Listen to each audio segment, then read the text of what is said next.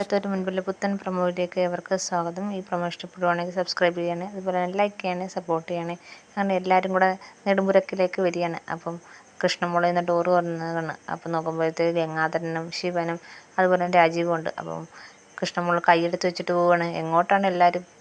ഗംഗാധരനോട് പറയുകയാണ്, നിങ്ങളൊക്കെ ചീത്ത ആൾക്കാരാണ്, നിങ്ങൾ ആരെ വേണമെങ്കിലും എന്ത് വേണമെങ്കിലും ചെയ്യും എന്ന് പറയുകയാണ്. ഇതൊക്കെ കേൾക്കുമ്പോഴത്തേക്ക് വിഷമിച്ച് നിൽക്കുകയാണ് ശിവനും രാജീവും ഒക്കെ.